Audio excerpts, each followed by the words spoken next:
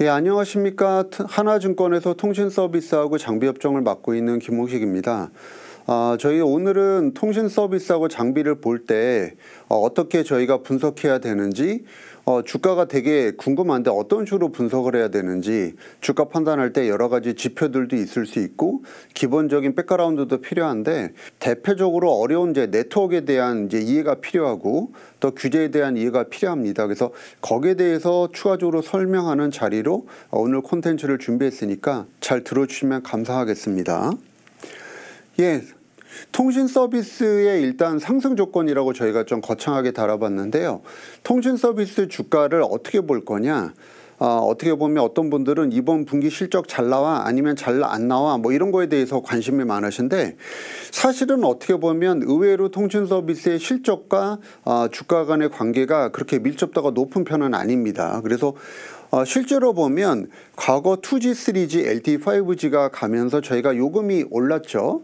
저희가 내는 요금, 저희가 이제 이거를 크게 보면 이제 알프라고도 통신사에서는 얘기를 하는데 인당 요금이라고 하면 되겠죠. 그래서 이게 어떻게 바뀌냐에 따라서 주가가 크게 움직입니다. 그래서 과거의 전례를 보면 저희가 3만 원대 초반에서 최근에는 어쨌든 6만 원 정도까지 표준 요금이 상승해 왔는데, 이 과정 중에 주가가 저희가 많이 올라가는 패턴을 보였어요. 그래서 과거 2G 때 저희가 1997년도죠. 그래서 그 이후에 주가 폭등기가 있었고, 그 다음에 잘 기억하시는 이제 아이폰 도입 시기인 2009년도, 그 다음에 LTE 도입 시기인 2012년도, 그 다음에 5G가 도입된 2019년도에 유의미한 주가 상승이 나타났죠. 그래서 그거를 LG 플러스를 통해서 저희가 차트로 보시면 잘 이해가 가실 거예요. 그래서 결국은 차세대 요금제가 언제 나오느냐가 통신 서비스를 투자하는 투자가들 입장에선 가장 중요한 지표가 된다, 이렇게 좀 설명드리면 될 것 같고요. 두 번째는 투자입니다. 캐펙스라고 하죠. 그래서 캐펙스가 어떻게 될 때 주가가 어떻게 움직였나를 보셔야 되는데, 의외로 많은 분들이 오해를 하고 계시는 부분이 캐펙스 자체가 떨어져야 주가가 올라간다고 생각하는 분들이 의외로 많아요. 회계적으로는 맞는 이해일 수도 있습니다. 왜냐하면 캐펙스에 저희가 합이 나중에 감가상각비로 돌아와서 비용의 상승을 가져오니까 당연히 투자가 줄어들면 통신사들 이익이 많이 나고 주가가 올라간 거로 얘기하시는 분들이 많아요. 이 부분에 대해서는 저랑 다른 견해를 갖고 계신 분들도 많을 수 있는데, 저희는 이렇게 봅니다. 그러면 투자가 증가할 때 과연 주가가 올랐느냐 반대로 하락했느냐라고 보시면, 보시는 것처럼 SKT 주가는 오히려 투자가 많았던 2012년도 그 다음에 2018년도 시점에 오히려 올랐다는 거죠. 근데 이제 일부 외사를 포함해서 일부 증권사에서는 투자 증가하는 거에 대해서 상당히 부담스러운 반응들을 상당히 많이 보이는데, 그거는 현금 흐름이 악화돼서 배당이 줄어들 거라는 이제 우려를 하는 겁니다. 하지만 통신사의 배당이라고 하는 게 단기적으로 한 해 실적만 보고 결정하는 건 아니죠. 그래서 최근에도 이런 패턴이 나타나지만 장기적인 이익에 대한 확신, 최근에 여러 가지 해의 종합적인 결과물로 봤을 때 우리가 이 정도는 한번 배당을 더 올려도 되겠다라는 시점에 사실 저희가 배당 결정을 하거든요. 배당의 증가 결정을 통신사들이. 그래서 그런 거로 보게 되면 사실 이익과 배당의 함수도 그리 이꼬르 관계가 바로 성립되지는 않는다, 이렇게 보시면 되겠고, 그래서 장기적인 이익 흐름을 예측할 수 있는 변수, 체력을 예측할 수 있는 변수가 사실은 이제 배당이라고 보시면 되겠고, 하지만 주가 자체는 캐펙스를 늘릴 때 오히려 주가가 많이 올라가는데, 그 이유는 아주 상식적으로 생각해 보시면 됩니다. 저희가 캐펙스를 많이 늘리게 되면 그 다음에 행위는 뭘까요? 당연히 요금을 올리겠죠. 그래서 실제로 보면 투자를 많이 하고 후행적으로 요금을 올려서 저희가 매출을 증가시켜서 나중에 이익까지 올리게 하는 그런 형태를 보이거든요. 그래서 실제로 보면 통신사들의 캐펙스가 증가했을 때 오히려 주가는 많이 올랐다. 그래서 실제로 캐펙스가 많이 올라가는 흐름과 주가의 상관성이 오히려 높다. 저는 이렇게 좀 해석을 하고 있고요. 세 번째는 장기적인 실적에 대한 기대감과 그 다음에 최근에 나타나는 한 분기 또는 한 해의 기대감 이런 것 자체로 봤을 때 뭐가 더 중요하냐라는 걸 설명을 드리는 건데 앞서도 간단하게 말씀드렸지만 장기적인 실적의 기대감이 뭐라고 말씀드렸죠? 배당으로 표출된다고 말씀드렸죠. 그래서 투자가들은 이 부분에 대해서 상당히 예민하다. 그래서 당장 받는 배당도 중요하지만 실제로 이 배당에 대한 장기 목표 설정이 이익하고 연결된다고 믿는 투자가들이 상당히 많아요. 그래서 좌측의 사례를 보면 거의 안 좋은 사례를 저희가 한번 가져왔는데 KT의 황창규 회장님이 상당히 좋은 실적을 많이 내셨고 KT의 실적적인 측면에서는 상당히 우선 성과를 내셨던 CEO이긴 합니다. 하지만 주가 성과로 보면 상당히 별로 좋지가 못했는데 이분 재임 시절에 주가가 안 좋았던 게 상당히 어떻게 보면 시사점이 있습니다. 그래서 주식 공부하신 분들한테는 꼭 말씀드리는 내용 중에도 하나인데 그럼 KT 주가가 이 당시에 왜 안 됐느냐? 결론적으로 보면 배당에 대한 장기적인 비전 제시를 못했는데 이게 장기적인 이익과 연결될 수 있다는 투자가들의 어떻게 보면 불신이 컸던 거예요. 그러니까 이분들이 통신주임에도 불구하고 특별하게 성장을 보여주지 못한 상황에서 배당 가치에도 실제로 보면 보수적인 가이던스를 제시하니까 장기적인 이익에 대한 목표 설정이 잘 안 돼 있다고 판단한 거죠. 그래서 사람들은 KT가 3년도 후에도 당장 실적 자체도 당장 성장성 측면에서 보여줄 게 없지만 오히려 경영진 자체도 향후 2, 3년 지나서도 이익에 대한 증가에 대한 확신이 그렇게 높지 않구나라고 곡해를 한 거예요. 그래서 주가가 못 갔거든요. 그런데 2021년도, 22년도를 보게 되면 사실 KT의 주가가 이제 유의미한 상승을 보이게 되는데 두 가지 이유가 있습니다. 첫 번째는 실적이 실제로 이때부터 본격적으로 개선 추세를 좀 보여줬고요.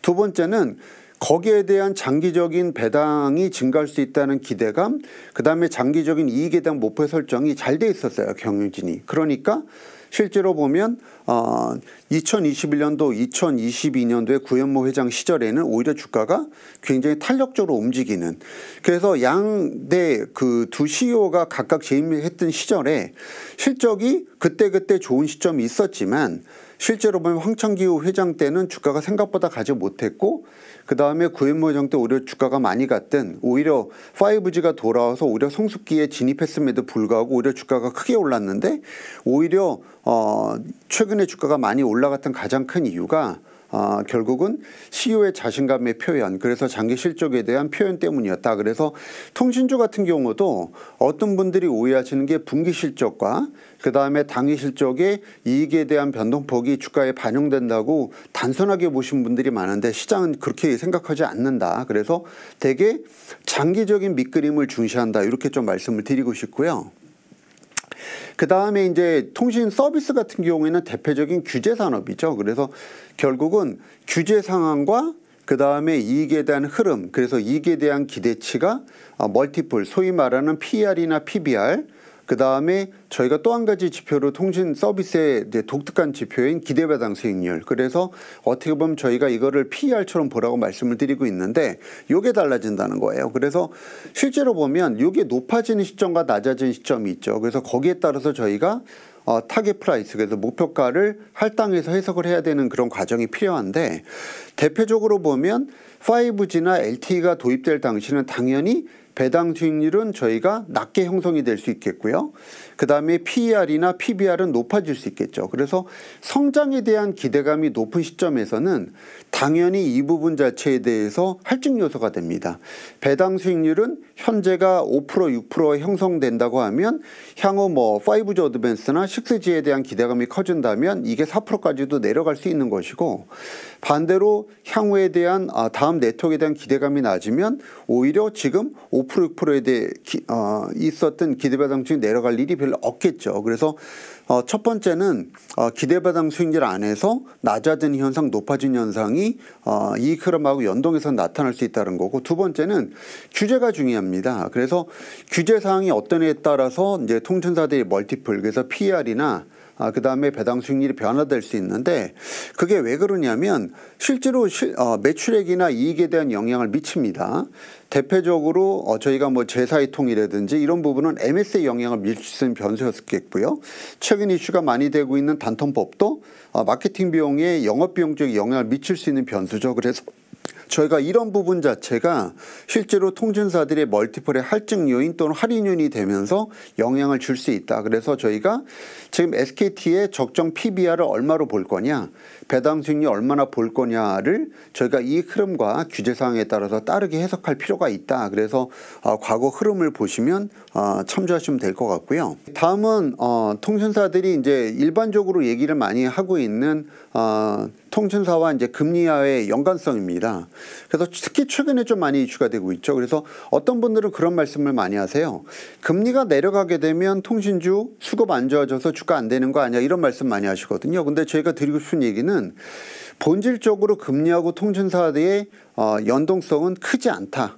반대로 방금 제가 계속 설명드렸던 네트워크의 진화와 그 다음에 통신주 간의 관계가 훨씬 더 밀접한 관계를 갖고 있다, 이렇게 보시면 될 것 같고, 결국 금리 자체가 내려가면서 경기 회복에 대한 기대감이 커질 수 있는 시점이냐, 그 다음에 금리가 내려가고 있고 앞으로 정책금리를 내릴 결정을 계속 시사하고 있지만 반대로 이게 경기에 대한 리세션 우려가 크냐에 따라서 주가는 전혀 다르게 반응할 수 있다고 보고 있고요.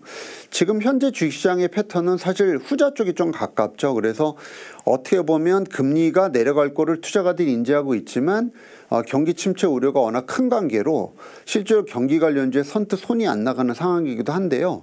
그렇지 않은 경우에도 실제로 통신사 주가와 그 다음에 금리와의 연관성을 크게 찾기는 어렵다, 이렇게 좀 말씀을 드릴게요. 그래서 결론적으로 보시게 되면 SK텔레콤하고 국거채 간의 금리에서도 저희가 확인할 수 있지만 실제로 완벽하게 어떤 획일화된 패턴을 보이고 있지 않다, 이렇게 좀 말씀을 드리고 싶고요.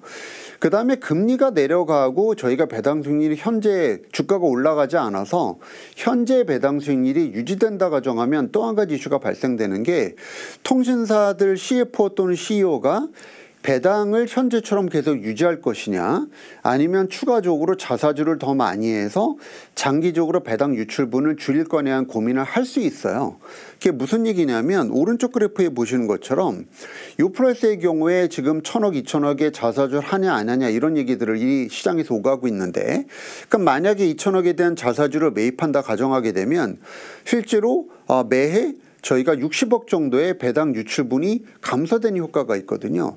이게 적지 않은 규모고 이게 한 해가 아니라 매해 이런 경우가 누적적으로 발생할 수 있기 때문에 실제로 어떻게 보면 CFO 입장에서는 자사주를 더 늘려서 배당에 대한 DPS가 똑같다 하더라도 실제로 총배당금 유출을 줄이려고 하는 전략을 고민할 수 있어요. 그래서 실제로 금리가 떨어지면 오히려 자사주를 행할 수 있는 통신사 전략이 또 나아질 수 있는 부분이 있기 때문에 결국 금리 인하 자체가 통신사 수급에 부정적인 영향을 준다. 그래서 첫 번째 경기 관련주의 수급이 쏠린다. 두 번째 그 다음에 통신사들이 자사주를 할 수 있다. 뭐 이렇게 여러 가지 얘기들이 나올 수 있는데 퉁쳐서 보면 그냥 중립적이다, 이렇게 저희는 보면 되지 않을까, 이렇게 판단을 합니다. 이어서 장비주가 그러면 어떤 요건에서 주가가 올라갈 수 있는지에 대해서 기본 논리를 좀 살펴보겠습니다. 그 통신 장비는 통신 서비스보다도 훨씬 더 네트워크 진화에 예민한 섹터라고 보시면 될 것 같아요. 그래서 왼쪽 차트를 보시면 과거에 이제 솔리드가 주가는 2019년, 2020년도에 급등했지만 역으로 실적은 2021년도부터 2023년까지 3년이 좋았죠. 하지만 주가는 역으로 최근에 가고 있지를 못해요. 이건 어떤 거에 대한 방증이냐면 오른쪽 그래프처럼 큰 그림을 본다는 거죠. 그래서 어떻게 보면 19년, 20년도에 사실 향후 좋아질 실적을 기반형해서 미리 주가가 다 이미 만들어졌고, 오히려 지금은 5G 어드밴스에 대한 기대감이 사라져서 다시 주가가 가져야 되는데 그거에 대해서 아직 불확실성이 크다고 판단해서 주가가 못 간다, 이렇게 이해하시면 될 것 같습니다. 그래서 결국 돌이켜서 보면 통신주는 어느 정도는 실적과 그 다음에 향후 네트워크에 대한 기대감과 규제를 감안해서 주가가 밸런스를 맞추는 작업을 배당이라는 또 하나의 지표를 보면서 확인해서 움직이지만 통신 장비의 경우에는 어떻게 보면 제가 스토리다 얘기를 뭐 수천 번도 더 말씀을 드리지만 스토리가 주가를 결정한다 이렇게 보셔도 무방하지 않을까 싶습니다. 두 번째는 그러면 통신 장비 같은 경우에 투자에 대한 어떻게 보면 바로미터라고 하죠. 뭘 보고 우리가 투자를 할 것이야. 어떤 걸 보고 그러면 통신 장비 투자를 결정해라고 한다면 저는 한마디로 이 주파수 경매다 이렇게 봅니다. 통신 장비 회사들의 실적은 보시는 것처럼 2019년도에 좋았다가 20년도부터 안 좋아져서 사실 2021년도, 22년도에 회복세를 약간 맞이를 하고 있고요. 최근에도 약간 최악의 상태에서 이익 관점에서 보면 약간 회복돼서 좋아지는 패턴을 보이곤 있습니다. 하지만 저희가 주가로는 전혀 체감이 안 되죠.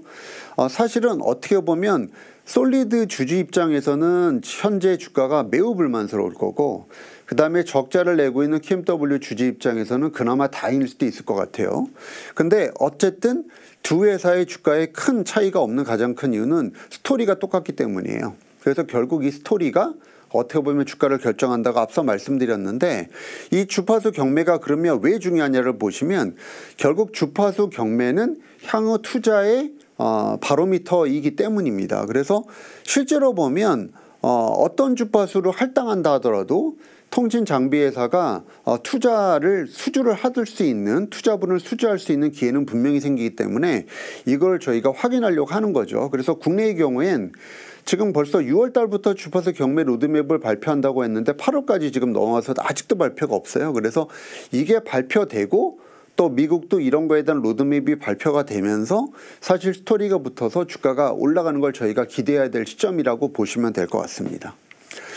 이어서 통신장비주의 실적 선행성에 대해서 좀 말씀드릴게요. 그래서 제가 결국 스토리에 따라서 주가가 움직인다는 말씀을 드렸고 그거를 예측할 수 있는 가장 큰 바로미터가 주파수 경매란 말씀도 드렸는데 그러면 네트워크 장비 업체의 주가 변동 요소는 뭐고 실적의 선행 정도가 어느 정도 돼서 저희가 반영이 되는지를 좀 말씀을 드릴게요.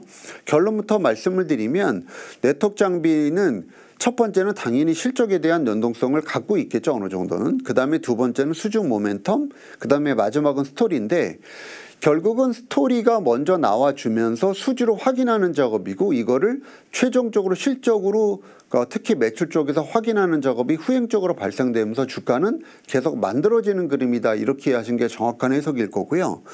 근데 이제 저희가 결국 이제 6G 레디라고 하는 5G 어드밴스를 이제 계속 꺼내고 있는데요.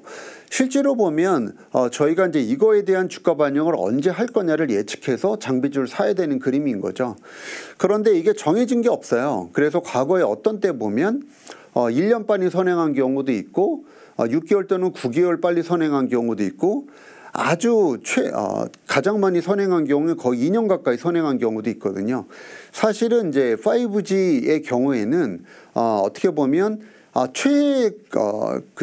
최장거리로 가장 먼저 주가가 바닥점에서 출발한 기준으로 보면 2년 빨리 선행을 했고요.